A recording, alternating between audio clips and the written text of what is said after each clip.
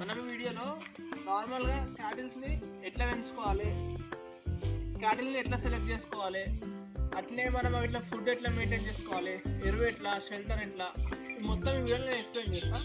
నార్మల్గా ఎప్పుడైనా cattle select చేసుకున్నప్పుడు ఇట్లా హెల్తీగా ఉండాలి. అంటే నార్మల్ ఎట్లా అంటే ఈ కాళ్ళు దొడ్డుగా, మేడానికి పొడవుగా, ఈ ఐస్ చూసినప్పుడు ఇట్లా మస్తు బ్రైట్గా ఉండాలి. అప్పుడైతే ఆ సీడ్ అనేది, ఆ బ్రీడ్ అనేది మంచిగా ఉన్నట్టు.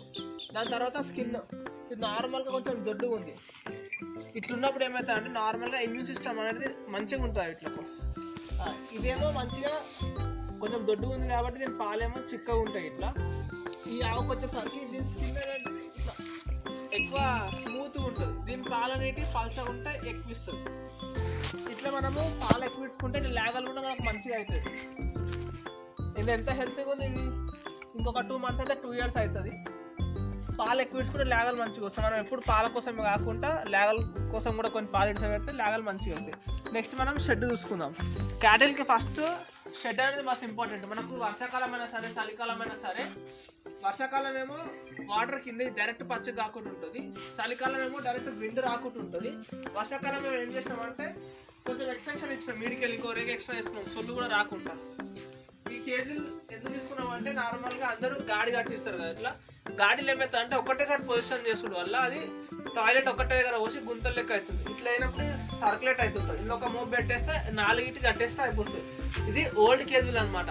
ఓల్డ్ కేజీలకి ఇట్లా రాడ్స్ ఉంటాయి కదా, అవి కట్ చేసి ఇట్లా మాడిఫై చేసుకున్నాం. ఎందుకంటే ఏమవుతుంది అంటే ఇట్లా తలకాయ పెట్టినప్పుడు ఇరుకుతుండే. ఎగ్జాక్ట్ చూసుకొని 4 పెట్టినాము. ఇది కట్ చేస్తే తలకాయ ఇరుకుతలేదు. ఇట్లా పెట్టేసి తింటాయి. ఫుడ్ అనేది అంత వేస్ట్ కాదు. అటు సైడ్ నార్మల్గా ఇప్పుడు వచ్చేది ఎండాకాలం కదా, ఎప్పుడైనా సరే క్యాటిల్కి ఫుడ్ అండ్ వాటర్ అనేది మంచిగా ఉండాలి. అయితే మేము ఏం చేసినామంటే ఇప్పుడు ప్రస్తుతానికి బయట మేపడానికి అంత ప్లేస్ లేదు, వర్షాకాలం అయినా సరే ఎండాకాలం అయినా సరే. అందుకనే కొంచెం ప్లేస్లో సూపర్ నేపియర్ ఫిక్స్డ్ పెట్టేసినాము. దాని తర్వాత అక్కడ జింజర్ గడ్డి అంటే నార్మల్గా చిన్న లేగలకు మంచిగా పనిచేస్తుంది, అలా ప్రోటీన్ ఎక్కువ ఉంటుంది.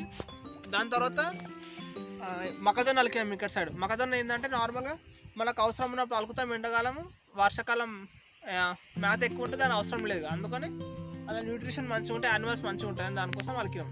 ఇంకిల్ల 2 ఏం యూజ్ చేసినా అంటే అదల్లో ఒకటి తీసుకుంటా, ఇంకోటి హెజ్లూసన్. ఆ 2 తీసుకుంటే పర్ఫెక్ట్ బ్యాలెన్స్ డైట్ అయిపోతుంది యానిమల్స్కి. దాని తర్వాత అక్కడ ఇవి ఎంత పచ్చిగడ్డి ఉన్నా ఎండుగడ్డి అనేది కంపల్సరీ. అందుకని మన దగ్గర ఇక్కడ ఎక్కువ నాటేస్తారు కాబట్టి ఎండుగడ్డికి అంత ప్రాబ్లం ఉంటుంది. అయితే నేనేం చెప్తాను అంటే నార్మల్గా ప్రతి ఒక్క రైతు యానిమల్స్ పెంచుకుంటే కొంచెం అగ్రికల్చర్ కూడా చేయాలి. అప్పుడు మనకి ఏమవుతుంది అంటే ఎరువు కూడా హెల్ప్ అవుతుంటుంది. 2 అనుసంధానంగా నడుస్తుంటాయి. అట్లా మనము ఎంత మంచిగా ఫుడ్ పెట్టినా సరే వాటికి ఫిజికల్ హెల్త్ అనేది మంచిగా ఉంటుంది, కానీ మెంటల్ హెల్త్ కూడా మంచిగా ఉండాలంటే కనీసం రోజుకు ఒక 2 గంటలు ఇట్లా బయట దింపాలి. లేదంటే ఇట్లా తాడు పెట్టి కట్టేసిన అవి ఈడికెళ్ళి ఆడిపోయేసరికి ఒక 1/2 kilometer అవుతుంది మన ఇంటికి. అట్లా రోజు ఒక కొంచెం సేపు వాక్ చేపిస్తే ఇట్లా మెంటల్ హెల్త్ కూడా మంచిగా ఉంటుంది, రిలాక్స్డ్ ఉంటుంది. మనం ఎప్పుడు ఇంట్లో ఒకటే రూమ్లో ఉంటే ఇట్లా అనిపిస్తుంది మనకు ప్యాకెట్ లెక్క. వాటికి కూడా తలుగుల మీద కట్టే షెడ్లు వస్తే అట్లే అనిపిస్తుంది. అందుకనే డైలీ కాకుండా వీక్లీ వన్స్ అని ఇట్లా దింపితే అవి ఇట్లా మెంటల్ హెల్త్ కూడా మంచిగా ఉంటుంది.